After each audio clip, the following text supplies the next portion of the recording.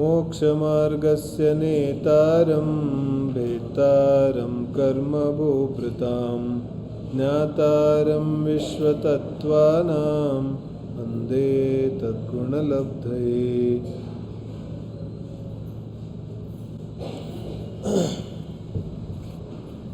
ದಶಲಕ್ಷಣ ಮಹಾಪರ್ವದ ಸಂದರ್ಭದಲ್ಲಿ ಇವತ್ತು ಉತ್ತಮ ಅಕಿಂಚನ್ಯ ಧರ್ಮದ ಚರ್ಚೆ ಮಾಡೋದಿದೆ.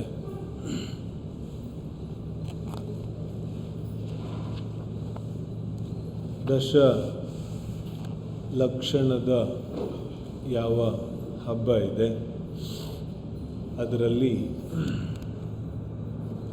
ವಿಶೇಷವಾಗಿ ಯಾವ ಉತ್ತಮ ತ್ಯಾಗದ ಚರ್ಚೆ ಇದೆ ಅದನ್ನು ನಿನ್ನೆ ಮಾಡಿದ್ದೇವೆ. ಇವತ್ತು ಅಕಿಂಚನದ ಚರ್ಚೆ ಮಾಡೋದಿದೆ.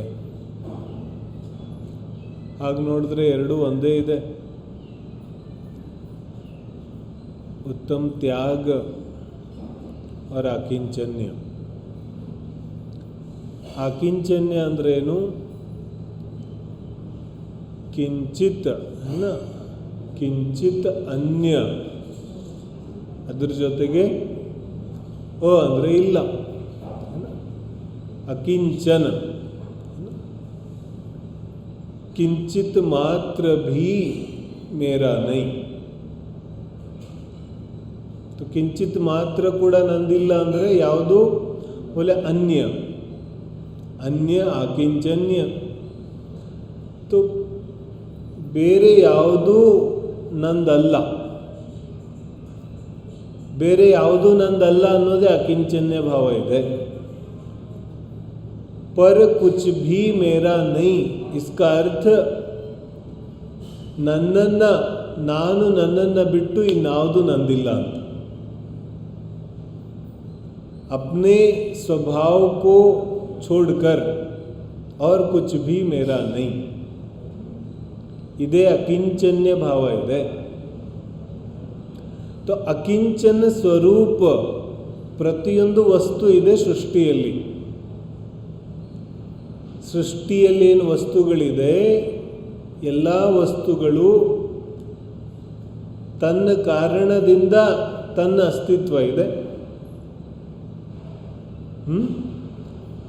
सृष्टि में ऐसा क्या है जिसको दूसरे की आवश्यकता हो? सारे ही वस्तुएं अपने आप है ना. निसर्गद सहज सरल व्यवस्था ಇದೆ. तो इसी व्यवस्था का नाम अकिंचन्य धर्म है. ಯಾವುದು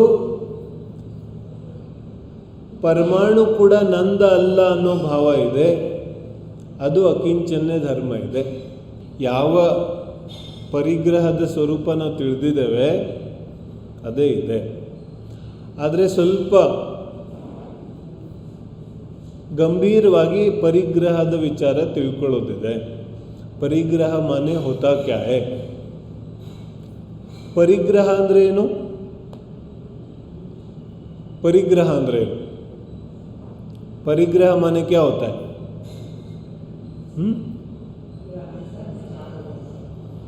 परिग्रह, ग्रह माने ग्रहण करना, ग्रह अंद्रे ग्रहिसोದು. तो परि अंद्रे ಎಲ್ಲ ಕಡೆಯಿಂದ जहाँ जहाँ से भी मिले ना सब इकट्ठा करो. परिग्रह है ना. परिग्रह माने होता है सभी तरह से संग्रह करना. ಎಲ್ಲೆಲ್ಲಿಂದ ಸಾಧ್ಯ ಇದೆ ಎಲ್ಲ ಕಡೆಯಿಂದನೂ ಸಂಗ್ರಹ ಮಾಡೋದು. ಇದರ ಹೆಸರೇನಿದೆ? ಪರಿಗ್ರಹ.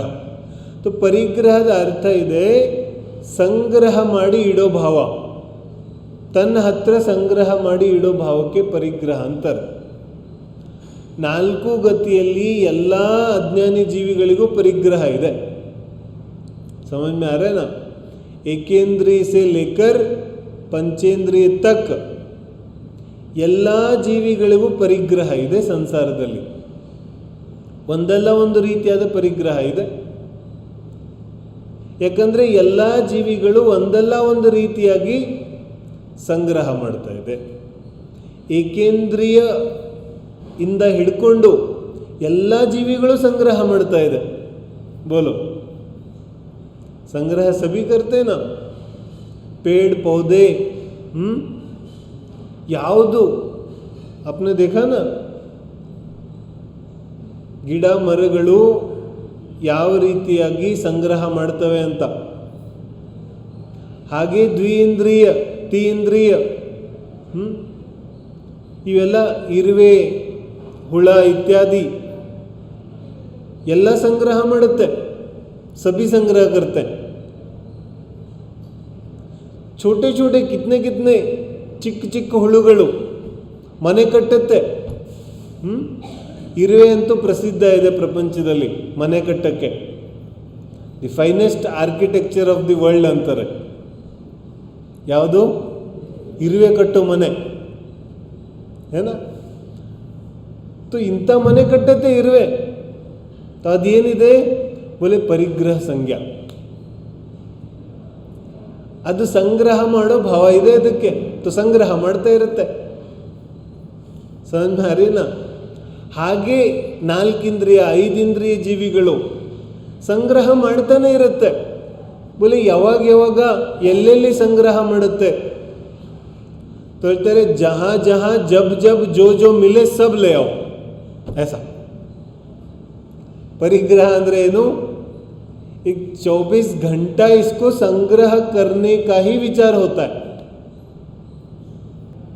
तो ಮೂರ್ಛೆ ಹೋಗಿ ಬಿದ್ಬಿಟ್ಟ ಅಂದ್ರೆ ಅರ್ಥ ಏನು? ಅವನಿಗೆ ಯಾವುದೇ ರೀತಿ ಜ್ಞಾನ ಇಲ್ಲ. ಪ್ರಜ್ಞೆ ತಪ್ಪಿ ಬೀಳೋದಂದ್ರೆ ಏನು? ಜ್ಞಾನ ಇಲ್ಲ. ಜ್ಞಾನ ಇದ್ದಿದ್ರೆ ಯಾಕೆ ಬೀಳ್ತಿದ್ದ? ಮೂರ್ಛಾ ಮನೆ ಹೋತಾ ಹೈ ಜಿಸ್ಕೋ ಬಿಲ್ಕುಲ್ ಜ್ಞಾನ ನೈ. ಯಾವ ವ್ಯಕ್ತಿಗೆ ಪ್ರಜ್ಞೆ ಇಲ್ಲ, ಪ್ರಜ್ಞೆ ಇಲ್ಲದಿರೋ ಅವಸ್ಥೆಗೆ ಮೂರ್ಛಾ ಅಂತ ಕರೀತಾರೆ. इसको बिल्कुल होश नहीं, बेहोश. तो बेहोशी की हालत को मूर्छा कहते हैं. ಮೂರ್ಛಾ ಪರಿಗ್ರಹ. तो ನಾವು ಪರಿಗ್ರಹ ಏನೇನೋ ಅನ್ಕೊಂಡಿದೀವಲ್ಲ, ಫಲ ಮನೆ ಅದು ಇದು. ಆಚಾರ್ಯ ಉಮಾಸ್ವಾಮಿ ಹೇಳ್ತಾರೆ, ಎಲ್ಲಕ್ಕಿಂತ ದೊಡ್ಡ ಪರಿಗ್ರಹ ಇದೆ. ಏನು? ನಿನ್ನ ಪ್ರಜ್ಞೆ ತಪ್ಪಿರೋ ಅವಸ್ಥೆ. तुम्हारी बेहोशी की हालत सबसे बड़ा परिग्रह है. इससे बड़ा परिग्रह कुछ होता नहीं. तो ಇದೇ ಸೂತ್ರದ ಅರ್ಥವನ್ನ ಅಮೃತಚಂದ್ರ ಸ್ವಾಮಿ ಮಾಡ್ತಾರೆ ಪುರುಷಾರ್ಥ ಸಿದ್ಧಿಯೋಪಾಯದಲ್ಲಿ. ಅವರೇನು ಹೇಳ್ತಾರೆ? ಮೂರ್ಛಾತು ಮಮತ್ವ ಪರಿಣಾಮ. ಮೂರ್ಛಾ ಅಂದ್ರೆ ಏನು? ಮೂರ್ಛಾ ಅಂದರೆ ಮಮತ್ವ ಪರಿಣಾಮ. ಮಮತ್ವ ಪರಿಣಾಮ ಅಂದ್ರೆ ಏನು? ಬೋಲೆ ಮಮ, ಮಮ ಮನೆ ಮೇರಾ. ಮಮತ್ವ ಪರಿಣಾಮ, ಮೇರಾ ನಂದು ಅನ್ನುವಂತಹ ಯಾವ ಭಾವ ಇದೆ ಅದೇ ಮಮತ್ವ ಇದೆ. ಆ ಮಮತ್ವನೇ ಮೂರ್ಛಿತ ಅವಸ್ಥೆ ಇದೆ. ಮೂರ್ಛಿತ ಅವಸ್ಥೆನೇ ಪರಿಗ್ರಹ ಇದೆ. ಪರಿಗ್ರಹ ಅಂದರೆ ಮೂರ್ಛೆ, ಪ್ರಜ್ಞೆ ತಪ್ಪಿ ಹೋಗಿರೋ ಅವಸ್ಥೆ. ಅಚ್ಚಾ, ನಿಜವಾಗ್ಲೂ ವಿಚಾರ ಮಾಡಿದ್ರೆ ನಾವು ಉದಾಹರಣೆ के लिए समझो चक्रवर्ती है. तो ಚಕ್ರವರ್ತಿಗೆ ಜಾಸ್ತಿ ಪರಿಗ್ರಹ ಇದೆಯೋ ನಮಗೆ ಜಾಸ್ತಿ ಪರಿಗ್ರಹ ಇದೆಯೋ? तो ನಮಗೆ ಚಕ್ರವರ್ತಿ ಸಂಪತ್ತಿ ಜಾಸ್ತಿ ಅನ್ಸತ್ತೋ ನಮ್ಮದು ಜಾಸ್ತಿ ಅನ್ಸತ್ತೋ? ಬೋಲು, ಯಾರ್ದು ಜಾಸ್ತಿ ಇದೆ? ಚಕ್ರವರ್ತಿ ಜಾಸ್ತಿ ಇದೆ. ಇಲ್ಲಿ ಉಮಾಸ್ವಾಮಿ ಆಚಾರ್ಯ ಹೇಳ್ತಾ ಇದ್ದಾರೆ ಕಿ ನಮ್ಮದು ಜಾಸ್ತಿ ಇದೆ ಚಕ್ರವರ್ತಿಗಿಂತ ಅನ್ಸುತ್ತೆ. ಅಚ್ಚಾ, ತುಂಬ ಧನ ಸಂಪತ್ತಿ ಯಾರ ಹತ್ರ ಇದೆ ಅವನು ನೋಡಿದ್ರೆ ಪರಿಗ್ರಹಿ ಅನ್ಸುತ್ತೆ. ಮತ್ತು ತುಂಬ ಬಡವ ಇದ್ರೆ ಏನನ್ಸುತ್ತೆ? ಪರಿಗ್ರಹ ಸ್ವಲ್ಪನೂ ಇಲ್ಲ ಅನ್ಸುತ್ತೆ ಏನ. ಇಲ್ಲಿ ಜಿನವಾಣಿ ಏನು ಹೇಳ್ತಾ ಇದೆ? ಹೊರಗಡೆ ವಸ್ತುಗಳಿಂದ ಪರಿಗ್ರಹದ ಸಂಬಂಧ ಇಲ್ಲ. ಈ ಬಾಹಿರಿ ವಸ್ತುओं से परिग्रह का संबंध नहीं. ಪರಿಗ್ರಹ ಎಷ್ಟಿರುತ್ತೆ? ಪರಿಗ್ರಹ कितने होते हैं? कितने होते? 24 ಇರುತ್ತೆ. ಯಾರಿಗೆ ಗೊತ್ತಿಲ್ಲ ನೆನ್ಪಿಟ್ಕೊಳ್ಳೋದು ಇನ್ಮೇಲೆ. ಪರಿಗ್ರಹ ಎಷ್ಟಿರುತ್ತೆ? 24. ಎಷ್ಟು? 24. ಅದರಲ್ಲಿ ಅಂತರಂಗ ಪರಿಗ್ರಹ ಎಷ್ಟು? 14 है ना. 14 अंतरंग परिग्रह होते हैं और 10 बहिरंग परिग्रह होते हैं. ठीक है. तो अंतरंग परिग्रह ಎಲ್ಲಿಂದ ಶುರು ಆಗುತ್ತೆ? मिथ्यात्व है ना. मिथ्यात्व क्रोध मान माया लोभ हास्य रति अरति शोक भय जिगुप्सा स्त्रीवेद पुरुषवेद नपुंसकवेद. ಇದೆಷ್ಟಾಯಿತು? 14 ಅಂತರಂಗ ಪರಿಗ್ರಹ ಆಯಿತು. ठीकೇನಾ. ಇದು ಬಹಿರಂಗ ಪರಿಗ್ರಹದಲ್ಲಿ ಧನ ಧಾನ್ಯ ದಾಸಿ ದಾಸ್ ಕುಪ್ಪಿ ಭಾಂಡ ಇವೆಲ್ಲ ಬಹಿರಂಗ ಪರಿಗ್ರಹ ಇದೆ. तो ಇದರಲ್ಲಿ ನಮ್ಮ ಹತ್ರ ಎಷ್ಟು ಪರಿಗ್ರಹಗಳಿದೆ? 24 परिग्रह आयतल ಈಗ. इन 24 परिग्रहों में अपने पास कितने परिग्रह है? अपने पास तो सभी है ना. चक्रवर्ती के पास कितने? बोलो. ಮೊದಲನೇ ಪರಿಗ್ರಹ ಮಿಥ್ಯಾತ್ವ ಇದೆಯಲ್ಲ, बोले ಚಕ್ರವರ್ತಿ ಹತ್ರ ಮಿಥ್ಯಾತ್ವ ಇಲ್ಲ. बोलो. जो सम्यक दृष्टि चक्रवर्ती इदाने ಅವನ ಹತ್ರ ಅಂತೂ ಮಿಥ್ಯಾತ್ವ ಪರಿಗ್ರಹನೇ ಇಲ್ಲ. नहीं, ऐसा जरूरी नहीं. वो है ना शुभम चक्रवर्ती, वो तो कहाँ गया? नरक गया. ये नियम है कि चक्रवर्ती ತನ್ನ ಚಕ್ರವರ್ತಿ ಪದದಲ್ಲೇ ಮರಣ ಹೊಂದಿದ್ರೆ ನರಕಕ್ಕೆ ಹೋಗ್ತಾನೆ. तो सम्यक दृष्टि ಚಕ್ರವರ್ತಿಗಂತೂ ಮಿಥ್ಯಾತ್ವ ಪರಿಗ್ರಹ ಇಲ್ಲ. ನಮ್ಮ ಹತ್ರ ಅದು ಇದೆ. तो ಯಾರ ಹತ್ರ ಪರಿಗ್ರಹ ಜಾಸ್ತಿ ಆಯಿತು? ನಮ್ಮ ಹತ್ರನೇ ಜಾಸ್ತಿ ಆಯ್ತಾನೆ. तो ವಾಸ್ತವಿಕವಾಗಿ ಹೊರಗಡೆ ಎಷ್ಟು ಸಾಮಗ್ರಿ ಇದೆ ಇದರಿಂದ ಪರಿಗ್ರಹದ ಸಂಬಂಧ ಇಲ್ಲ. ಹೊರಗಡೆಯ सामग्री बाह्य धन रुपया पैसा सामग्री ये तो उदय का खेल है ना. पुण्य या पाप का उदय. अच्छा विचार करो. अरहंत परमेष्ठी है. ಅರ್ಹಂತ ಪರಮೇಷ್ಠಿ ಸಮೋಶರಣ ಇದೆ. ಸಮೋಶರಣದಲ್ಲಿ ಎಷ್ಟು ವಿಭೂತಿ ಇದೆ? बोलो. ಛತ್ರ ಚವರ ಭಾಮಂಡಲ ಭಾರಿ ಏತು ಪ್ರಾತಿಹಾರ್ಯ ಮನಹಾರಿ. ಸಮೋಶರಣದ ವೈಭವ ಎಷ್ಟು ದೊಡ್ಡದಿದೆ? 12 ಸಭಾಮಂಟಪಗಳಿದೆ. ಸಾಕ್ಷಾತ್ ಸೌಧರ್ಮೇಂದ್ರನೇ ಕೈ ಮುಗಿತಾ ಇದ್ದಾನೆ. ಬೋಲೋ. ಚಕ್ರವರ್ತಿ ಬಂದಿದ್ದಾನೆ, ಸೌಧರ್ಮೇಂದ್ರ ಬಂದಿದ್ದಾನೆ, ಎಲ್ಲರೂ ಸಮೋಶರಣದಲ್ಲಿ ಬಂದಿದ್ದಾರೆ. तो ಸಮೋಶರಣದ ವೈಭವ ಎಷ್ಟು ದೊಡ್ಡದು. ಹಾಗಾದ್ರೆ ಅರ್ಹಂತರಿಗೆ ಪರಿಗ್ರಹ ಎಷ್ಟಿದೆ? बोलो. परिग्रह कितना है अरहंत परमेष्ठी को? बिल्कुल नहीं है ना. ಆದರೆ ವೈಭವ ಎಷ್ಟು ಕಾಣಿಸ್ತಾ ಇದೆ? ವೈಭವ ಅಂತೂ ತುಂಬಾ ದೊಡ್ಡದಿದೆ. तो ಜಿನ್ವಾನಿ ಹೇಳ್ತಾ ಇದೆ ಬಾಹ್ಯ ವೈಭವದಿಂದ ಏನೂ ಆಗೋದಿಲ್ಲ. ಬಾಹ್ಯ ಧನ ಧಾನ್ಯ ಆಸ್ತಿ ಪಾಸ್ತಿ ಇದಂತೂ ಕರ್ಮದ ಉದಯ ಇದೆ. ಪುಣ್ಯದ ಉದಯ ಇದೆ ಅಂದರೆ ಬೇಡ ಅಂದ್ರೂ ಬರ್ತಾ ಇರುತ್ತೆ. ಯಾಕಂದ್ರೆ ಪಾಪದ ಉದಯ ಇದ್ರೆ ಬೇಕಂದ್ರೆ ಹೊರಟೋಗತ್ತೆ. ಬೋಲೋ.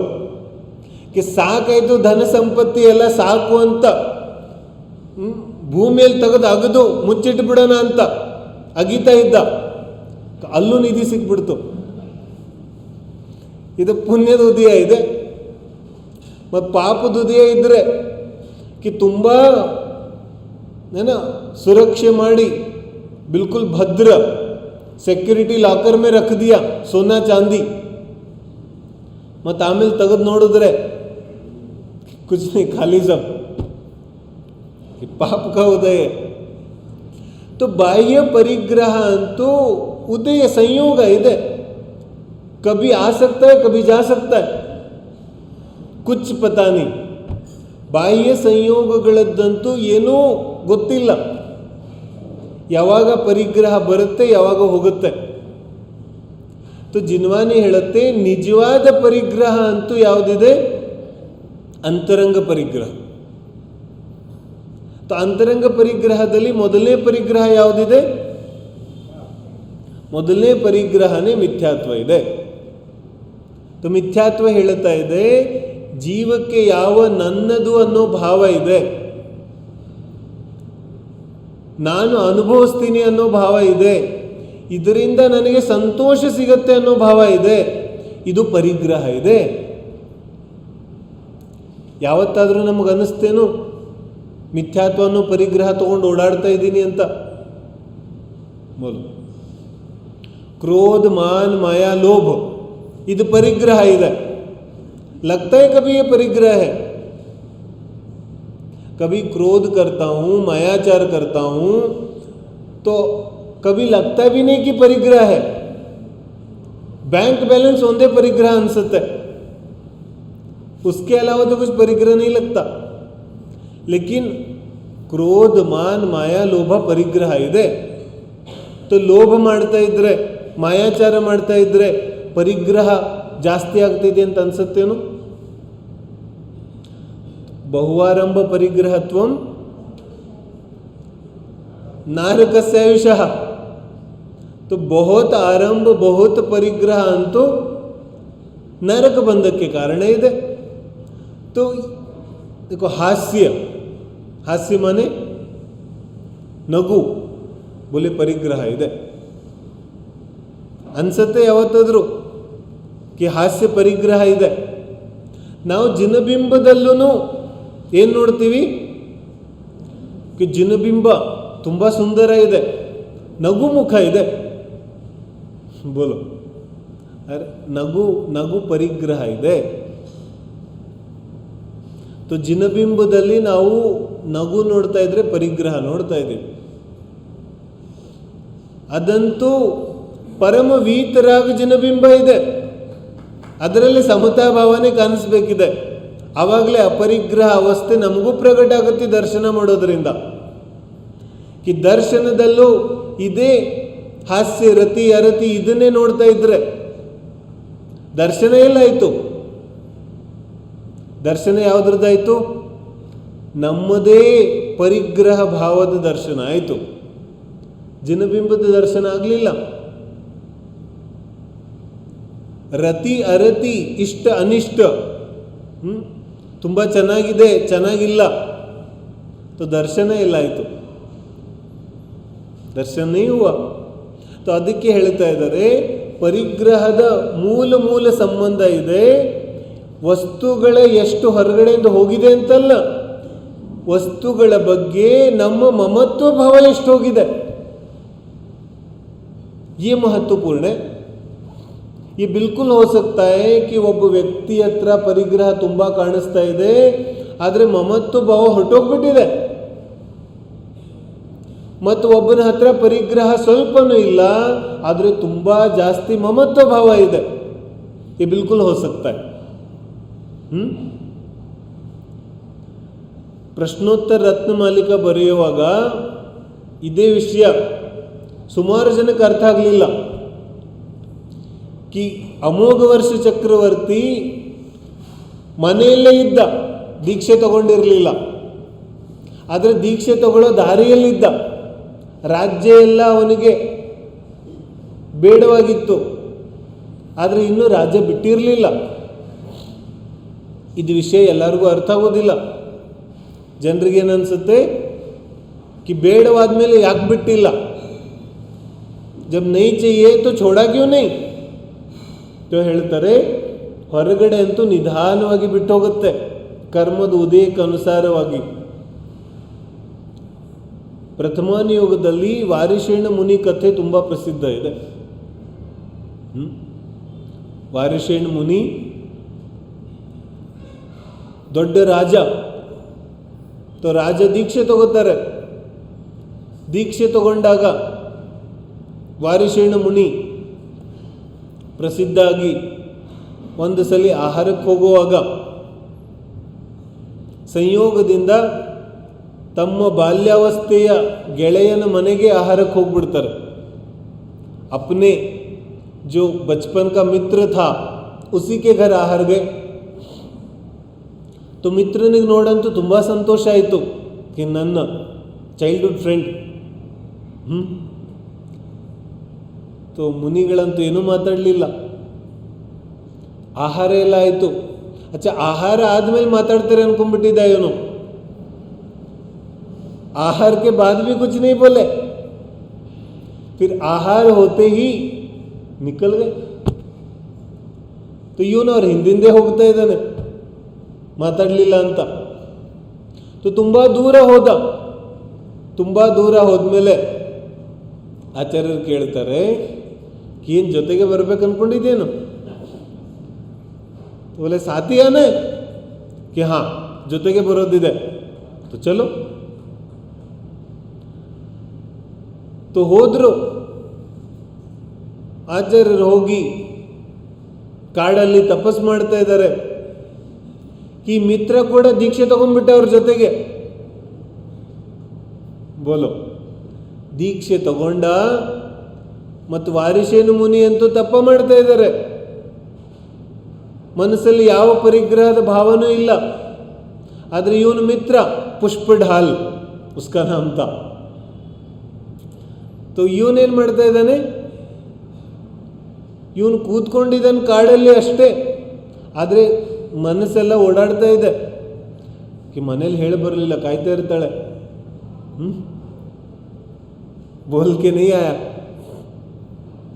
तो रात दिख रही होगी, क्या करूं अभी, यही चल रहा है मन में.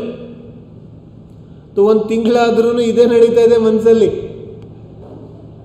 तो ವಾರಿಷೇಣ ಮುನಿಗೆ ಅರ್ಥ ಆಯಿತು ಏನು ನಡೀತಾ ಇದೆ ಅಂತ.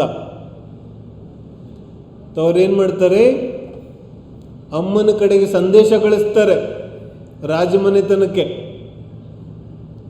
32 ಪತ್ನಿಯರಿರ್ತಾರೆ ವಾರಿಷೇಣ ಗೃಹಸ್ಥಾವಸ್ಥೆಯಲ್ಲಿದ್ದಾಗ. तो बोले ಎಲ್ಲ ರಾಣಿಯರನ್ನು ತಯಾರು ಮಾಡಿಡಿ, ನಾ ಬರ್ತಾ ಇದ್ದೀನಿ. ಅಮ್ಮನಿಗೆ ಸಂದೇಹ ಆಗುತ್ತೆ ಕಿ ವೈರಾಗ್ಯದಿಂದ ಎಲ್ಲಿ ಪುನಃ ರಾಗಕ್ಕೆ ಬಂದ್ಬಿಟ್ರೇನೋ. तो फिर ಅಮ್ಮ ಏನು ಮಾಡ್ತಾರೆ, ಈ 2 ಆಸನಗಳು, ಒಂದು ಮರದ ಆಸನ ಇಟ್ಟಿದ್ದಾರೆ ಇನ್ನೊಂದು ಕಡೆ, ಇನ್ನೊಂದು ಕಡೆ ಸಿಂಹಾಸನ ಇದೆ ರಾಜನದ್ದು. ಒಳ್ಳೆ ರಾಗದ ಕಡೆಗೆ ಬಂದಿದ್ರೆ ಸಿಂಹಾಸನಕ್ಕೆ ಹೋಗಿ ಕೂತ್ಕೋತಾರೆ, ಮತ್ತು ಇನ್ನೂ ವೈರಾಗ್ಯ ಹೊಳೆದಿದ್ರೆ ಇಲ್ಲೇ ಕೂತ್ಕೊಂಡ್ಬಿಡ್ತಾರೆ. तो वारिषेण मुनि आए और जाके बैठे, मर्द आसनದ ಮೇಲೆ ಹೋಗಿ ಕೂತ್ಕೊಂಡ್ರು. तो अब थोड़ी संतुष्टि हुई, हाँ वैराग्य अभी कायम है. फिर ಏನಾಗುತ್ತೆ, फिर ಈ ಎಲ್ಲ ಘಟನೆಯನ್ನ ಆ ಪುಷ್ಪಢಾಲ ಮುನಿ ಕೂಡ ನೋಡ್ತಾ ಇದ್ದಾರೆ. तो ಎಲ್ಲ ನೋಡ್ತಾ ಇರುವಾಗ ಈ ಎಲ್ಲ ಸಂಪತ್ತಿ, ರಾಜಮನೆತನ ಇದೆಲ್ಲ ಅಲ್ಲೇ ಇದೆ. ವಾರಿಷೇಣ ಮುನಿ ಇದನ್ನೆಲ್ಲ ನೋಡ್ತಾ ಇದ್ರು ಯಾವ ರಾಗಭಾವನೂ ಇಲ್ಲ. तो ಪುಷ್ಪಢಾಲನಿಗೆ ಅವಾಗ ಅರ್ಥ ಆಗುತ್ತೆ, ಇಲ್ಲಂತೂ ರಾಜಮನೆತನ ಇದ್ರೂ ವಿಕಲ್ಪ ಬರ್ತಾ ಇಲ್ಲ, ನಾನೇ ವಿಕಲ್ಪ ಮಾಡ್ತಾ ಇದ್ದೀನಿ. तो ಕಥೆ ಏನು ಹೇಳುತ್ತೆ, कि ದೀಕ್ಷೆ ತಗೊಂಡಿದ್ರೂ ಪರಿಗ್ರಹ ಹೋಗಿಲ್ಲ. ಕ್ಯಾ ಯಾವಾಗ ಪುಷ್ಪಢಾಲ್ ಕಾಡಲ್ಲಿ ದೀಕ್ಷೆ ತಗೊಂಡು ಕೂತಿದ್ರು ಪರಿಗ್ರಹ ಯಥಾವತ್, ಪರಿಗ್ರಹ ಹೋಗಿಲ್ಲ. ಪರಿಗ್ರಹ ತೋ ಹೇ, ಅರ್ಥ ಆಗ್ತಿದೆ. ಮತ್ತು ಯಾವಾಗ ಆ ವಾರಿಷೇಣ ಮುನಿ ಅರಮನೆ ಒಳಗಡೆ ಕೂತಿದ್ದಾರೆ, ಬೋಲೆ ಆದರೂ ಪರಿಗ್ರಹ ಇಲ್ಲ. वारिषेण मुनि उस महल के अंदर बैठे हैं, फिर भी बोलते परिग्रह नहीं है. क्योंकि ಪರಿಗ್ರಹದ ಸಂಬಂಧ ನಮ್ಮ ಮಮತ್ವ ಭಾವದ ಜೊತೆಗಿದೆ. ಎಷ್ಟೆಷ್ಟು ಮಮತ್ವ ಭಾವ ಅಷ್ಟೆಷ್ಟು ಪರಿಗ್ರಹ. ಈಗ ಸಂಸಾರದಲ್ಲಿ ಎಷ್ಟು ಘಟನೆಗಳು ನಡೀತಾ ಇರುತ್ತೆ. ನಾನು ಹೇಳ್ತಾ ಇರ್ತೀನಲ್ಲ, ದುಃಖ ಯಾವಾಗುತ್ತೆ, ಬೋಲೆ ಇದೊಂದು ವಸ್ತು ಇದೆ, ಇದು ಮೊಬೈಲ್ ಇದೆ, ಇದು ಬಿದ್ದು ಒಡೆದೋಗ್ಬಿಟ್ರೆ ಯಾರ್ಯಾರಿಗೆ ದುಃಖ ಆಗುತ್ತೆ? किस किस को दुख होगा? किसी को नहीं होगा ना, और जिसका है उसको तो होगा ना. ಅರ್ಥ ಆಗ್ತಿದೆ? ಪರಿಗ್ರಹದಿಂದ ಸುಖ ದುಃಖ ಯಾರಿಗಾಗುತ್ತೆ? बोले ಯಾರು ನಂದು ಅಂತಾನೆ ಅವನಿಗಾಗುತ್ತೆ. सबको नहीं होता. ಸಮ್ಯಕ್ ದೃಷ್ಟಿ ಕೂಡ ಪರಿಗ್ರಹದ ಮಧ್ಯದಲ್ಲಿದ್ರೂ ಅದರಿಂದ ಸುಖ ದುಃಖ ಇಲ್ಲ ಅವನಿಗೆ. अपना कहोगे तो सुख दुख पाओगे. समझो ना, ಹೇಳ್ತಿರ್ತೀನಲ್ಲ, ಬೆಳಿಗ್ಗೆ ಪೇಪರ್ ಓದ್ತಾ ಇದ್ದೀವಿ. ಪೇಪರ್ ಓದ್ತಾ ಪೇಪರಲ್ಲಿ ನ್ಯೂಸ್ ಬಂದಿದೆ ಕಿ ನಿನ್ನೆ ಮೈಸೂರು ಬೆಂಗಳೂರು ರೋಡಲ್ಲಿ ಆಕ್ಸಿಡೆಂಟ್ ಆಗಿಬಿಟ್ಟಿದೆ. ಮತ್ತೊಂದು ಬಸ್ಸಲ್ಲಿ 50 ಜನ ಇದ್ದರು. ಸುಮಾರು ಜನ ಸತ್ತೋಗ್ಬಿಟ್ಟಿದ್ದಾರೆ. ಮತ್ತು ಪೇಪರ್ ಓದ್ತಾ ಇದ್ದಾನೆ, ಟೀ ಕುಡಿತಾ ಇದ್ದಾನೆ. इसको कुछ फर्क नहीं पड़ता. इतने लोग मर गए, कुछ फर्क नहीं पड़ता. तो अष्टरल्ले ಒಂದು ಫೋನ್ ಬಂತು. इतने में ही फोन आया, कहते ನಿನ್ನೆ ಆಕ್ಸಿಡೆಂಟ್ ಆಗಿತ್ತಲ್ಲ, ಅಲ್ಲ ಅದರಲ್ಲಿ ನಮ್ಮವರು ಇದ್ರು. क्या उसमें हमारे लोग भी थे. अब शुरू हो गया इसको, अब चाय नहीं पिएगा, अब रख दिया. क्या ಈಗ ಶುರು ಆಯಿತು ವಿಚಾರ.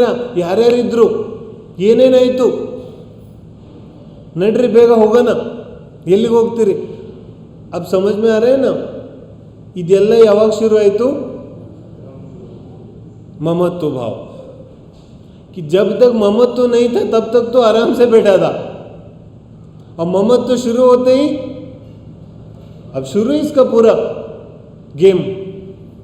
तो ಇದೇನು ನಡೀತಾ ಇದೆ ಸುಖ ದುಃಖ ಪರಿಗ್ರಹದಿಂದ, ಇದಂತೂ ಮಮತ್ವ ಭಾವದಿಂದಿದೆ. ಪರಿಗ್ರಹ ಕಿತ್ನಾ ಹೇ ಕಿತ್ನಾ ನಹೀ ಹೇ इससे थोड़ी मतलब है. ಇದರಿಂದ ಏನು ಸಮಸ್ಯೆ ಇಲ್ಲ. ಅರ್ಥ ಆಗ್ತಿದೆಯಲ್ಲ? ಅಚ್ಚಾ देखो, ಯಾವ ಬಾಹ್ಯ ಪರಿಗ್ರಹ ಸಿಗುತ್ತೆ, ಆ ಬಾಹ್ಯ ಪರಿಗ್ರಹ ಪುಣ್ಯದುದಿಯೇನೋ ಪಾಪದುದಿಯೇನೋ? ಬೋಲು. जो ಹೊರಗಡೆ ಧನ ಸಂಪತ್ತಿ ಎಲ್ಲ ಸಿಗುತ್ತೆ, ಇದು ಪುಣ್ಯದುದಿಯೇನೋ ಪಾಪದುದಿಯೇನೋ? अरे बोलो बोलो. हाँ, पुण्य का उदय. पीछे से भी बोलो, क्या लगता है? पुण्य का उदय कि पाप का उदय? क्या लगता है? अभी कंफ्यूज हो गए. ಏನು ಅನ್ಸುತ್ತೆ? अरे अच्छा बोलो, पत्नी या पति? बोलो, ये पत्नी का मिलना या पति का मिलना, ये पुण्य का उदय कि पाप का उदय? बोलो, क्या लगता है? अच्छा, पुत्र पुत्री, तो मगा मಗಳು, ಇದು पुण्य का उदय कि पाप का उदय? क्या लगता है? ಏನು ಅನ್ಸುತ್ತೆ? ಇದೆಲ್ಲ ಪರಿಗ್ರಹ ಇದೆಯಲ್ಲ. ಅಚ್ಚ, ಒಬ್ಬನ ಹತ್ರ ತುಂಬ ಪರಿಗ್ರಹ ಇದ್ರೆ ನಮಗೆ ಪುಣ್ಯ ಜೀವಿ ಕಾಣಿಸ್ತಾನೋ ಪಾಪ ಜೀವಿ ಅಂತ ಅನ್ಸುತ್ತೋ? क्या दिखता है? अरे ಇಲ್ಲಿ ಹೇಳ್ತಾ ಇದ್ದಾರೆ, ಬಾಹ್ಯ ಪರಿಗ್ರಹ ಇದು ಪುಣ್ಯದುದಿಯೇನೂ ಇಲ್ಲ, ಪಾಪದುದಿಯೇನೂ ಇಲ್ಲ. ಪರಿಗ್ರಹ ಅಂತೂ ವಸ್ತುಗಳಿದೆ, ವಸ್ತು ಅಂತೂ ವಸ್ತು ಇದೆ. ವಸ್ತು ತೋ ವಸ್ತು ಹೇ. ಇವತ್ತು ನಿನಗೆ ಸಂಯೋಗ ಆಗಿದೆ, ನಾಳೆ ವಿಯೋಗ ಆಗುತ್ತೆ. ಏನ ತೋ ಪುಣ್ಯ ಕಾ ಉದಯ ಹೇ ನ ಪಾಪ ಕಾ ಉದಯ ಹೇ. तो ಹಾಗಾದರೆ ಪುಣ್ಯ ಪಾಪ ಯಾವುದು? बोले, ನಿನಗೆ ಅನುಕೂಲ ಅನಿಸಿದ್ರೆ ಪುಣ್ಯ, ನಿನಗೆ ಪ್ರತಿಕೂಲ ಅನಿಸಿದ್ರೆ ಪಾಪ. अब बोलो, अर्थ ಆಗ್ತಿದೆಯಲ್ಲ?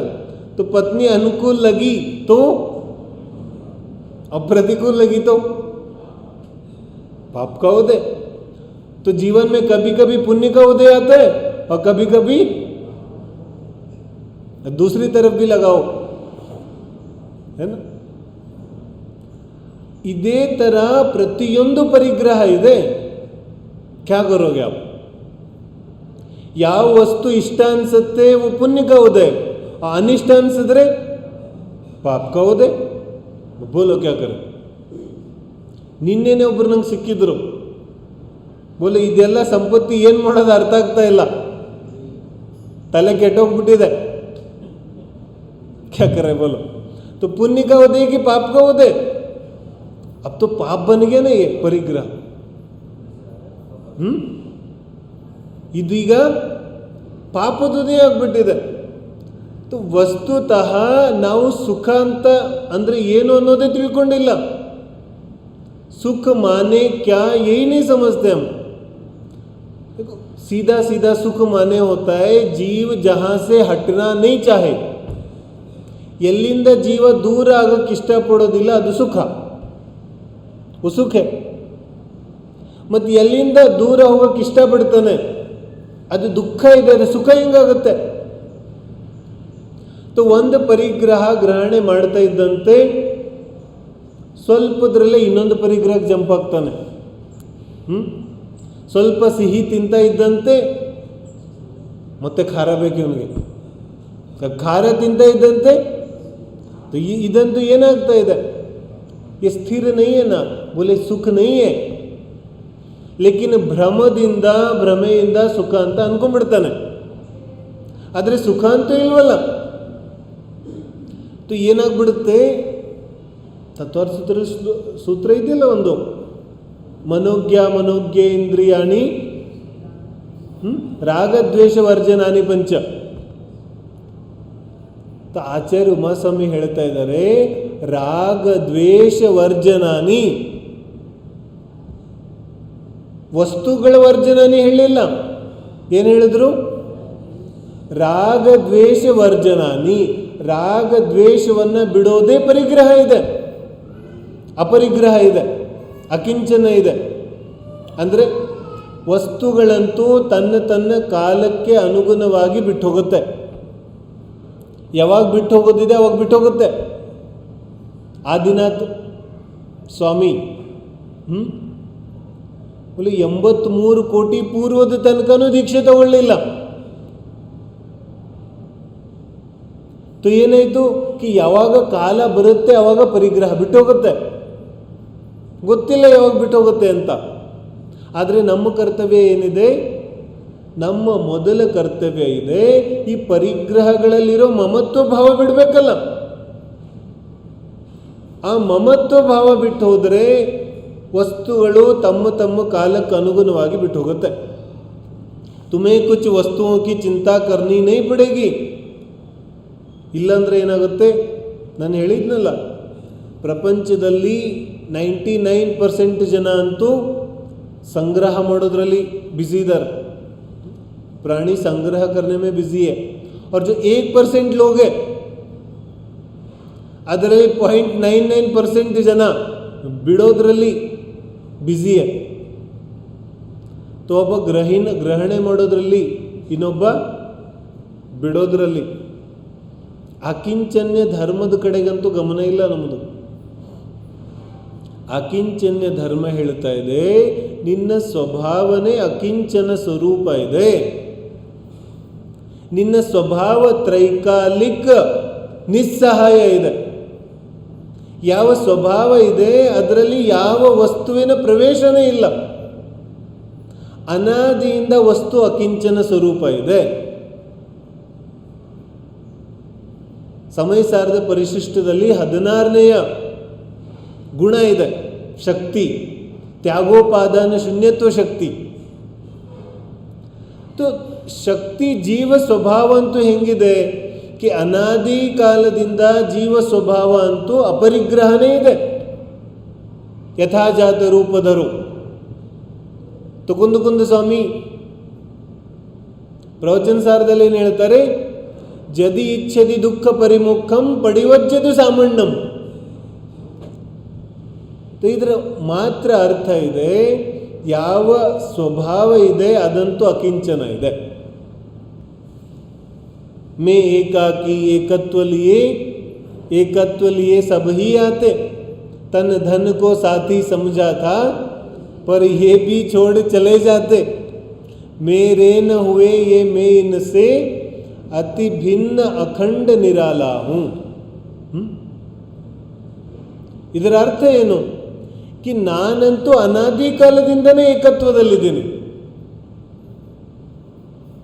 ಇದೇನು ಸಾಯೋವಾಗ ಒಬ್ಬನೇ ಹೋಗ್ತಾನಂದ್ರೆ ಸಾಯೋವಾಗ ಒಬ್ಬಂಟಿ ಆಗೋದಿಲ್ಲ. ಜೀವನ ಭರ ಅನಂತ ಕಾಲದವರೆಗೂ ಜೀವ ಒಬ್ಬನೇ ಇರೋನಿದ್ದಾನೆ. ಇದೇ ಶಾಶ್ವತ ಸತ್ಯ ಇದೆ. ಮಧ್ಯದಲ್ಲಿ ಯಾವ ಸಂಯೋಗಗಳು ಬರ್ತಾ ಇದೆ ಅದಂತೂ ಸಂಯೋಗ ಇದೆ. ಜೊತೆ ಪ್ರಯಾಣ ಮಾಡುವಾಗ ಮಧ್ಯದಲ್ಲಿ ಯಾವುದಾದ್ರೂ ಒಂದು ದೊಡ್ಡ ಆಲದ ಮರ ಸಿಕ್ಕರೆ ಒಂದು ಸ್ವಲ್ಪ ಹೊತ್ತು ನೀನಲ್ಲಿ ವಿಶ್ರಾಮ ಮಾಡು, ಬಟ್ ಅಲ್ಲೇ ಮಲ್ಕೊಂಡ್ಬಿಡ್ಬೇಡ, ಸಂಯೋಗ ಇದೆ, ಮುಂದೆ ನಡಿ. ಹಾಗೆ ಜೀವನ ಇದೆ. ಇದು ನಿಜವಾದ ಅಕಿಂಚನ ಧರ್ಮ ಇದೆ. ಬಾಹ್ಯ ಪರಿಗ್ರಹದಲ್ಲೂ ಕೂಡ ಯಾವ ಧನ ಧಾನ್ಯ, ದಾಸಿ ದಾಸ್, ಕುಪ್ಯ ಭಾಂಡ, ಇದನ್ನೆಲ್ಲ ಏನು ಮಾಡೋದಿದೆ? ಇದನ್ನೆಲ್ಲ ಪರಿಮಾಣ ಮಾಡೋದಿದೆ, ಲಿಮಿಟೇಷನ್. तो लिमिटेशन ಯಾಕೆ ಮಾಡೋದಿದೆ? क्यों करना लिमिटेशन? बोले लिमिटेशन ಮಾಡದೇ ಇದ್ರೆ ಜೀವಕ್ಕೆ ತನ್ನ ಅಕಿಂಚನ ಸ್ವಭಾವ ಹೆಂಗೆ ಅರ್ಥ ಆಗುತ್ತೆ? ಇವತ್ತಿಗಂತೂ ಮನುಷ್ಯ ಪರಿಗ್ರಹದ ಮೇಲೆ ಸಂಪೂರ್ಣವಾಗಿ ಡಿಪೆಂಡ್ ಆಗಿಬಿಟ್ಟಿದ್ದಾನೆ. ಇಷ್ಟೊಂದು ಡಿಪೆಂಡೆನ್ಸಿ ಇದ್ದಾಗ ಯಾವ ಸ್ವಯಂಭೂ ಆತ್ಮಸ್ವರೂಪ ಇದೆ ಅದು ಹೆಂಗೆ ಅರ್ಥ ಆಗುತ್ತೆ? ಅದ್ರ ಕಡೆ ಗಮನ ಹೆಂಗೋಗುತ್ತೆ? ಅದಂತೂ ಅರ್ಥನೇ ಆಗೋದಿಲ್ಲ. ಬೆಳಿಗ್ಗೆಯಿಂದ ಮಲ್ಕೊಳ್ಳೋರಿಗೆ ಪರಿಗ್ರಹದ ಮೇಲೆ ಅವಲಂಬನೆ ಇದೆ. ಒಂದಿನ ಕೆಲಸದವ್ರು ಬರದೆ ಹೋದರೆ ಕ್ಯಾ ಹೋಗ? ಒಂದಿನ ವಾಷಿಂಗ್ ಮಷಿನ್ ಕೆಲಸ ಮಾಡಲಿಲ್ಲ ಅಂದರೆ ಕ್ಯಾ ಹೋಗ? ಒಂದಿನ ಓಡಾಡೋಕ್ಕೆ ಗಾಡಿ ಸರಿ ಇಲ್ಲ ಅಂದರೆ, ಓಡಾಡೋಕ್ಕೆ ಗಾಡಿ ಇಲ್ಲ ಅಂದರೆ ಕ್ಯಾ ಹೋಗ? ವಿಚಾರ तो करो. जीवन ಎಷ್ಟು ಅವಲಂಬಿತ ಇದೆ. तो बाह्य परिग्रह छोड़ने का मात्र इतना अर्थ है कि तुम थोड़ा स्वावलंबी बनो. ನಮ್ಮಲ್ಲಿ ಯಾವ ಅಕಿಂಚನ ಆತ್ಮ ಸ್ವರೂಪ ಇದೆ ಅದರ ಕಡೆ ಗಮನ ಹೋಗಲಿಕ್ಕೆ ಸ್ವಲ್ಪ ಈ ಪರಿಗ್ರಹಗಳ ಕಡೆಯಿಂದ ಅವಲಂಬನೆಯನ್ನು ಬಿಡು. ಆವಾಗ ಸ್ವಲ್ಪ ನೆನಪು ಬರುತ್ತೆ. ಅರೆ ಅದರಲ್ಲೂ ಸುಖ ಇದೆ ಅನ್ಕೊಂಡ್ಬಿಟ್ಟಿದ್ದೀವಿ. ಬೋಲು ಆಚಾ ಬೋಲು, ಅಭಿ ಫ್ಯಾನ್ ಆನ್ ಮಾಡಿದ್ರೆ ಸುಖ ಆಗುತ್ತೋ ದುಃಖ ಆಗುತ್ತೋ? ಕ್ಯಾ ಲಗ್ತಾ ಹೈ? ಕೆಲವರಿಗೆ ಸುಖ ಅನಿಸುತ್ತೆ, ಕೆಲವರಿಗೆ ದುಃಖ ಅನಿಸುತ್ತೆ. ಅಥವಾ ಭೋಜನ ಪ್ರತಿದಿನ ಮನೆಯಲ್ಲಿ ನಡೆಯುತ್ತಲ್ಲ, ಭೋಜನ ಇಷ್ಟನೋ ಅನಿಷ್ಟನೋ? ಬೋಲೆ ಒಬ್ರಿಗೊಂದು ಇಷ್ಟ ಆಗುತ್ತೆ, ಇನ್ನೊಬ್ಬರಿಗೆ ಅದೇ ಕಷ್ಟ ಅನಿಸುತ್ತೆ. ಆದರೆ ಈ ಎಲ್ಲ ಪರಿಗ್ರಹ ಸೇರಿಸಿ ನಾವು ಸುಖ ಅನ್ಕೊಂಡ್ಬಿಟ್ಟಿದ್ದೀವಿ. ಬಾಹ್ಯ ಪರಿಗ್ರಹದಲ್ಲೂ ಕೂಡ ನಮಗೆ ಸುಖ ದುಃಖ ಗೊತ್ತೇ ಇಲ್ಲ. उसी में सुख ढूंढ रहे हैं हम लोग, अब पता ही नहीं. ಗಮನಕ್ಕೆ ಬರ್ತಾ ಇದೆ ಪರಿಗ್ರಹ ಅಂದರೆ ಏನು ಸ್ವಲ್ಪ ಸ್ವಲ್ಪ ಆದರೂ. ಎಲ್ಲಕ್ಕಿಂತ ಮುಂಚೆ ನಾವು ನಿರ್ಣಯ ಮಾಡೋದಿದೆ, ಈ ಬಾಹ್ಯ ಅಥವಾ ಅಂತರಂಗ ಕಷಾಯಗಳಿಂದ ನನಗೆ ಸಂತೋಷ ಸಿಗೋದಿಲ್ಲ, ನನಗೆ ಆನಂದ ಸಿಗೋದಿಲ್ಲ, ನನಗೆ ಸಮಾಧಾನ ಸಿಗೋದಿಲ್ಲ, ನನಗೆ ಶಾಂತಿ ಸಿಗೋದಿಲ್ಲ. ಹಾಗಾಗಿ ಇವುಗಳಿಂದ ದೂರ ಇರೋದಿದೆ. ಸಿಕ್ಕೆ ಎಲ್ಲಕ್ಕಿಂತ ಮುಂಚೆ ಪರಿಗ್ರಹ ಯಾರಿಗೆ ಬಿಡೋ ಅಂತ ಭಾವ ಬಂದಿದೆ, ಯಾರಿಗೆ ಪರಿಗ್ರಹ ತ್ಯಾಗ ಮಾಡಬೇಕು ಅಂತ ಜೀವನದಲ್ಲಿ ನಿರ್ಣಯ ಆಗಿದೆ, ಅವರು ಮಾಡಬೇಕಾದ್ರೆ ಮೊದಲನೇ ಕೆಲಸ ಏನು? ಮೊದಲು ಬುದ್ಧಿ ಸರಿ ಮಾಡ್ಕೊಳ್ಳೋದಿದೆ. ಉಸ್ಕಾ ನಾಮ ಹೈ ಮಿಥ್ಯಾತ್ವ ಕಾ ತ್ಯಾಗ. ಮೊದಲು ಅಜ್ಞಾನ ಬಿಡೋದಿದೆ. ಅದು ಎಲ್ಲಕ್ಕಿಂತ ದೊಡ್ಡ ಪರಿಗ್ರಹ ಇದೆ. ತತ್ವಾರ್ಥ ಸೂತ್ರ ಹೇಳ್ತಾ ಇದೆ, ಮೊದಲನೇ ಪರಿಗ್ರಹ ಮಿಥ್ಯಾತ್ವ ಇದೆ. ಅಲ್ಲಿಂದ ಶುರು ಮಾಡೋದು ಪರಿಗ್ರಹ ಬಿಡೋಕ್ಕೆ. ಆವಾಗ ಸರಿಯಾಗಿ ಪರಿಗ್ರಹದ ತ್ಯಾಗ ಆಗುತ್ತೆ. ಆ ಮಿಥ್ಯಾತ್ವ, ಕ್ರೋಧಮಾನ್, ಮಯಲೋಭ ಎಲ್ಲ ಹಾಗೇ ಇದೆ. ವಸ್ತುಗಳನ್ನು ಬಿಡ್ತಾ ಹೋಗ್ತಾ ಇದ್ದೀವಿ. ಬೋಲೆ ಕುಚ್ ಉಪಾಯ ನೀ, ಇದರಿಂದ ಏನೂ ಲಾಭ ಆಗೋದಿಲ್ಲ. ದೇವಗತಿ ಇದೆಯಲ್ಲ, तो ದೇವಗತಿಯಲ್ಲಿ ಎಷ್ಟೆಷ್ಟು ಪರಿಗ್ರಹ ಕಡಿಮೆ ಆಗುತ್ತೆ. ಮೇಲೆ ಸ್ವರ್ಗ ಮೇಲ್ಮೇಲೆ ಹೋದಂತೆ ಪರಿಗ್ರಹ ಕಡಿಮೆ ಆಗುತ್ತೆ. ಅವು ಬೋಲ್ತೆ ಸುಖ ಜಾಸ್ತಿ ಆಗುತ್ತೆ. ಕೆಳಗಿನ ಸ್ವರ್ಗಗಳಲ್ಲಿ ಪರಿಗ್ರಹ ಜಾಸ್ತಿ ಇದೆ, ಸುಖ ಕಡಿಮೆ ಇದೆ. ಮೇಲ್ಮೇಲಿನ ಸ್ವರ್ಗದಲ್ಲಿ परिग्रह कड़मे ಇದೆ, सुख जास्ती है. ये क्या हुआ? इसका अर्थ ये है कि हमें अभी परिग्रह का समझ ही नहीं आया विषय. भाई ಎಷ್ಟೆಷ್ಟು ಪರಿಗ್ರಹ ಜಾಸ್ತಿ ಆಗುತ್ತೆ ಅಷ್ಟು ದುಃಖ ಆಗುತ್ತೆ, ಸುಖ ಆಗೋದಿಲ್ಲ. अपने को लगता है कि सुख हुआ. बोलो सुख हुआ?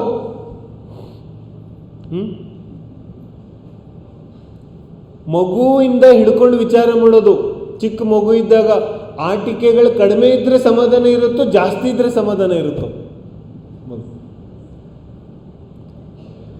ಸ್ವಲ್ಪ ಆಟಿಕೆಗಳಿದ್ರೆ ಸ್ವಲ್ಪ ಸಮಾಧಾನ ಇರುತ್ತೆ, ಜಾಸ್ತಿ ಇದ್ರೆ समझ में आ रहे हैं ना? जिस बच्चे को एक दो ही खिलौने वो आराम से खेल रहा है, उसको कुछ नहीं चाहिए. और जिसके पास भरे पड़े हैं ना, वो खेलते ही नहीं है. बोलो, ಮುಂದೆ ನಮ್ಮ ಜೀವನ ಮುಂದೆ ಸಾಗುತ್ತಾ ಸಾಗುತ್ತಾ ನಮ್ಮ ಹತ್ರ ಎಷ್ಟೆಷ್ಟು ಪರಿಗ್ರಹ ಬಂತು, ಅಷ್ಟು ಸುಖ ಜಾಸ್ತಿ ಆಯಿತು, ದುಃಖ ಜಾಸ್ತಿ ಆಯಿತು. ಪ್ರಾಮಾಣಿಕವಾಗಿ ವಿಚಾರ ಮಾಡೋದು. ನಮ್ಮ ಜೀವನದಲ್ಲಿ ಒಂದು ಹೊಸ ವಸ್ತು ತಗೊಂಬಂದ್ವಿ, तो सुख आगत्तो दुख आगत्तो? विचार करना प्रामाणिक से. नई वस्तु घर में लेके आए तो वास्तव में तो मुसीबत आई और एक घर पे. ಹೊಸ ವಸ್ತು ಬಂತು, तो ಹೊಸ ವಸ್ತು ದುಃಖ ತಗೊಂಬರುತ್ತೆ, ಗೊತ್ತಾಗೋದಿಲ್ಲ ನಮಗೆ. ಹೊಸ ಗಾಡಿ ತಗೊಂಬಂದ್ವಿ, ಸುಖ ಆಗುತ್ತೋ ದುಃಖ ಆಗುತ್ತೋ? बोलो, वाहन परिग्रह है ना, वाहन शैया, तो दुख होगा कि सुख होगा? लगता तो सुख है, आप कुछ भी बोलो, ನಿಜವಾಗ ಅದು ದುಃಖ ಆಗ್ತಾ ಇದೆ. ಹೊಸ ಸಂಬಂಧ ಮಾಡಿದ್ವಿ, तो ಹೊಸ ಸಂಬಂಧ ಜೋಡಿಸುವಾಗ ಎಲ್ಲರಿಗೂ ಏನು ಅನಿಸ್ತಾ ಇದೆ? इस सुख की तो वर्षा होगी अब. आहा, क्या सुख की क्या कहना अब कि ಹೊಸ ಸಂಬಂಧ ಸಿಕ್ಕಿದೆ. और होता क्या है?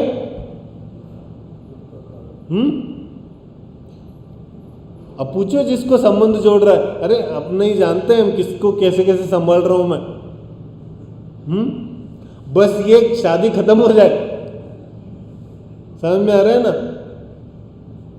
ಹೆಂಗಾದ್ರೂ ಆಗಿ ಇದು ಮುಗಿದೋಗ್ಲಿ ಕಾರ್ಯಕ್ರಮ, ಅಷ್ಟೇ ಸಾಕು ನಂಗೆ, ಸಾಕಾಗೋಗಿದೆ. ये क्या हुआ? हम तो समझ रहे थे कि सुख होगा, आदरे ಏನಾಯಿತು? ये और नया दुख लेके आ गया ना. तो ಪರಿಗ್ರಹವನ್ನು ನಾವು ಗುರುತಿಸೋದೇ ಇಲ್ಲ.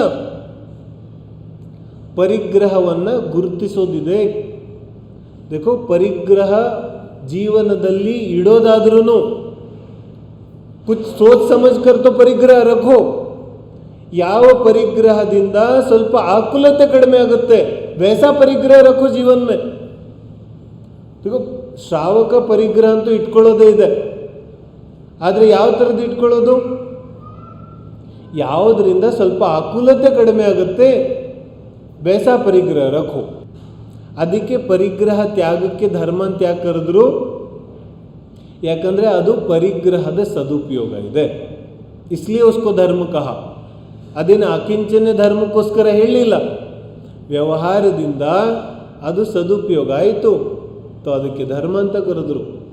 ಆದರೆ ವಾಸ್ತವಿಕವಾಗಿ ಧರ್ಮ ಅಂತೂ ಯಾವ ಈ ನಮ್ಮ ಅಕಿಂಚನ ಸ್ವರೂಪ ಆತ್ಮಸ್ವರೂಪ ಇದೆ ಅದನ್ನು ಗುರುತಿಸಿ, ಸಂತೆಯಲ್ಲಿದ್ದರೂ ಮನೆಯಲ್ಲಿದ್ದರೂ ಎಲ್ಲಿದ್ರೂ ಜೀವ ಅಪರಿಗ್ರಹ ಏಕತ್ವ ಸ್ವಭಾವದಲ್ಲಿದ್ದರೆ ಅದು ಅಕಿಂಚನ ಧರ್ಮ ಇದೆ. तो ನಾವು ಕೂಡ ಪ್ರತಿದಿನ ಅಭ್ಯಾಸ ಮಾಡೋದಿದೆ. ಎಲ್ಲೇ ಇದ್ರೂ ಕೂಡ ನಾನು ಏಕತ್ವದಲ್ಲಿದ್ದೀನಿ, ಅಪರಿಗ್ರಹ ಸ್ವರೂಪಿ ಇದ್ದೀನಿ ಅನ್ನುವ ಭಾವ ಇದ್ದರೆ ಕ್ರಮೇಣವಾಗಿ ಅಕಿಂಚನ್ಯ ಧರ್ಮ ಪ್ರಗಟ ಆಗುತ್ತೆ. ಏನ ತು ಪರಿಗ್ರಹದ ಜೊತೆಗಿದ್ದೇನೆ ಈ ಅಭ್ಯಾಸವನ್ನು ಎಲ್ಲರೂ ಮಾಡೋದಿದೆ. ಅದರಿಂದ ಜೀವನದಲ್ಲಿ ಸ್ವಲ್ಪ ಬದಲಾವಣೆ ಧರ್ಮ ಪ್ರಗಟ ಆಗ್ಲಿಕ್ಕೆ ಸಾಧ್ಯ ಇದೆ. होते हैं ना, क्यों नहीं होते? शलाकापुर सिर्फ मिथ्या दृष्टि याकिरोदिಲ್ಲ, बलभद्र ये सब होते हैं ना. कृष्ण था तो कृष्ण क्या था? कृष्ण मिथ्या दृष्टि तो था, अर्ध चक्रवर्ती.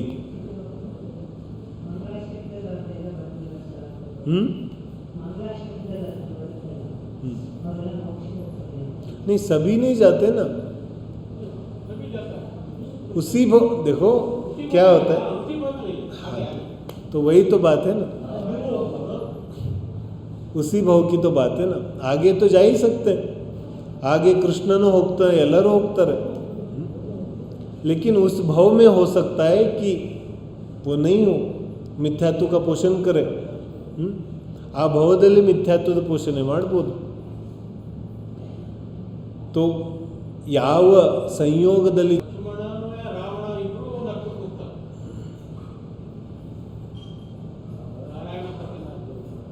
क्यों जाते हैं बोलो?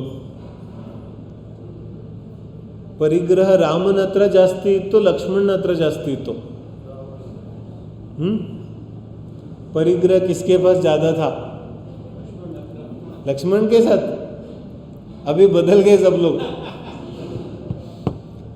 राम के पास ज़्यादा था ना राज्य ಸಂಪತ್ತಿ. ಆದರೆ ಸಂಪತ್ತಿಯಿಂದ ನೋಡ್ತಾ ಇದ್ದೀವಿ ಸಂಪತ್ತಿ ಜಾಸ್ತಿ ಇತ್ತು ಅಂತ. ಅಂತರಂಗ ಪರಿಗ್ರಹ ಎಷ್ಟಿತ್ತು ಇದು देखो. ಅಂತರಂಗದಲ್ಲಿ ಮಿಥ್ಯಾತ್ವ, ಕ್ರೋಧ, ಮಾನ್, ಮಾಯಾ, ಲೋಭ. ರಾವಣನ ಯಾರು ಸಾಯಿಸಿದ್ರು? ಲಕ್ಷ್ಮಣ್. युद्ध यार ಮಾಡ್ತಾ ಇದ್ರು? राम. और मारा किसने? लक्ष्मण ने. बोलो, अर्थ ಆಗ್ತಿದೆಯಲ್ಲ? युद्ध तो राम का था, ये लक्ष्मण को चुप बैठना चाहिए था ना, नहीं बैठा. क्योंकि राग, द्वेष, मिथ्यात्व, क्रोध, मान, माया, लोभ ಲಕ್ಷ್ಮಣನಲ್ಲಿ ಜಾಸ್ತಿ ಇದೆ. तो दुर्गति आಯಿತು. इसलिए मूल बात तो अंतरंग परिग्रह. देखो क्या हो गया, ರಾಮನ ಹೆಸರಲ್ಲಿ ರಾಜ್ಯ ಇದ್ರೆ ಏನಾಗೋಯ್ತು? ಆದರೆ ರಾಮನಿಗೆ ಪರಿಗ್ರಹ ಇಲ್ಲ. ಆದರೆ ಕೈಕೇಯಿಗೆ ಕಿತ್ನಾ ಪರಿಗ್ರಹ है? ಕೈಕೇಯಿಗಂತೂ ಸಂಪೂರ್ಣ ರಾಜ್ಯದ ಪರಿಗ್ರಹ ಇದೆ, ಅವಳಿಗೆಲ್ಲ ಬೇಕಾಗಿದೆ. ಆದರೆ ಹತ್ರ ಏನೂ ಇಲ್ಲ. है ना, सब कुछ चाहिए लेकिन हाथ में कुछ भी नहीं. ರಾಮನ ಹತ್ರ ಎಲ್ಲ ಇದೆ, ಆದರೆ ಪರಿಗ್ರಹ ಇಲ್ಲ. ಏನಾ? तो ಮೂಲ ವಿಷಯ ಇದೆ.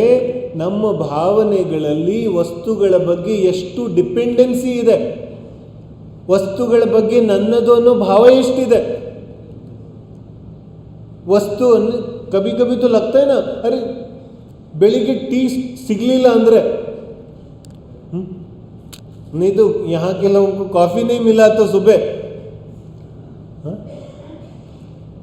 ಕೆಲವರು ಅಂತಾರೆ ನಂದು ये डिपेंडेंसी है, परिग्रह है. तो चाहे पीना परिग्रह नहीं है, ये जो तुम्हारा उसके ऊपर अवलंबन है, ये जो डिपेंडेंसी है, ये जो ममत्व भाव है, ಇದು ಪರಿಗ್ರಹ ಇದೆ. ये जाना चाहिए पहले, बाद में वस्तुएं जाएंगी. ನಮಗೆ ವಸ್ತುಗಳನ್ನು ಬಿಡೋ ವಿಚಾರ ಮೊದಲು ಬರುತ್ತೆ, ಮಮತ್ವ ಬಿಡೋ ವಿಚಾರನೇ ಬರೋದಿಲ್ಲ. फिर परिग्रह त्याग नहीं हुआ. क्या होगा? लोग विचार तो करो क्या होगा. जैसे नियम सारದಲ್ಲಿ ಕುಂದು ಸ್ವಾಮಿ ಹೇಳ್ತಾರೆ, ಕೇವಲ ಜ್ಞಾನ ರಾಗ ದ್ವೇಷ ಬಿಟ್ಟು ಹೋಗೋಕ್ಕಿಂತ ಮುಂಚೆ ಆಗೋಗಿದ್ದಿದ್ರೆ ಏನಾಗ್ತಿತ್ತು? बोलो ऐसा प्रश्न उठाया ರಾಗ ದ್ವೇಷ ಹೋಗಿಲ್ಲ ಮುಂಚೆನೇ ಕೇವಲ ಜ್ಞಾನ ಆಗೋಯ್ತು तो ಏನಾಗ್ತಿತ್ತು ಬೋಲೆ ಅರ್ಹಂತ ಪರಮೇಷ್ಠಿ ಅಷ್ಟು ದುಃಖಿ ಜೀವ ಈ ಪ್ರಪಂಚದಲ್ಲಿ ಯಾರೂ ಇರ್ತಿರ್ಲಿಲ್ಲ ಕ್ಯೂ ಕಿ ಕೇವಲ ಜ್ಞಾನದಲ್ಲಿ ಎಲ್ಲ ತಿಳಿತಾ ಇದೆ ಯಾರು ನಿಂದನೆ ಮಾಡ್ತಾ ಇದ್ದಾರೆ ಯಾರು ಪ್ರಶಂಸೆ ಮಾಡ್ತಾ ಇದ್ದಾರೆ ಎಲ್ಲ ಗೊತ್ತಾಗ್ತಾ ಇದೆ ಮತ್ತು ರಾಗದ್ವೇಷ ಹಾಗೇ ಇದೆ तो ಎಷ್ಟು ದುಃಖ ಆಗ್ತಾ ಇತ್ತು ಹಾಗೆ ಹೇಳುತ್ತಾರೆ ಅಂತರಂಗದಲ್ಲಿ ಮಮತ್ವ ಭಾವ ಹೋಗಲಿಲ್ಲ ಮತ್ತು ವಸ್ತುಗಳನ್ನು ಬಿಟ್ಟ बड़े अत्यंत संक्लेश परिणाम से मरेगा क्या होगा फिर मैंने कहानी बोली थी ना जिनदत्त सेठ की सामयिक कर रहा था तो त्याग ಅಂತೂ ಎಲ್ಲ ಮಾಡಿದ್ದ ಅವನು ಸಾಮಯಿಕ ಸಮಯದಲ್ಲಂತೂ ಎಲ್ಲ ತ್ಯಾಗ ಇರುತ್ತೆ ಸಮಂತಭದ್ರ ಸ್ವಾಮಿ ಹೇಳ್ತಾರೆ ಸಾಮಯಿಕ ಮಾಡುವಾಗ ಶ್ರಾವಕ ಮುನಿ ಸಮಾನ ಇದ್ದಾನೆ ऐसा बोलते तो श्रावक सामयिक ಮಾಡೋಗ ಎಲ್ಲ ಬಿಟ್ಟಿದ್ದಾನೆ लेकिन गया कहाँ वो बोलो तिरेंच ಸಾಮಯಿಕ ಮಾಡಿ ತಿರೆಂಚಕ್ಕೆ ಯಾಕೆ ಹೋದ ಯಾಕಂದ್ರೆ ವಸ್ತುಗಳನ್ನು ಬಿಟ್ಟಿದ್ದ ಆದರೆ ಮಮತ್ವ ಬಿಡಲಿಲ್ಲ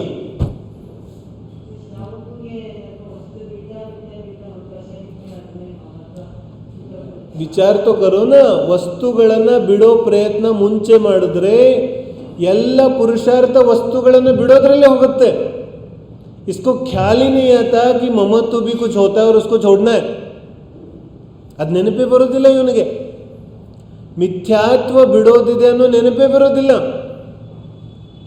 ಮಮತ್ವ ಭಾವ ಬಿಡೋದಿದೆ ನೆನಪೇ ಬರೋದಿಲ್ಲ आपने देखा है ಮಮತ್ವ ಬಿಡದೇನೆ ಯಾರು ವೃತಗ್ರಹಣೆ ಮಾಡ್ತಾರೆ ಅವ್ರ ಪರಿಸ್ಥಿತಿ ಏನಾಗುತ್ತೆ ಅಂತ उनको अपने व्रत पालने में ही बहुत अहंकार हो जाता है क्या करते व्रत ಪಾಲನೆಯಲ್ಲೇ ಅಹಂಕಾರ ಆಗ್ಬಿಡುತ್ತೆ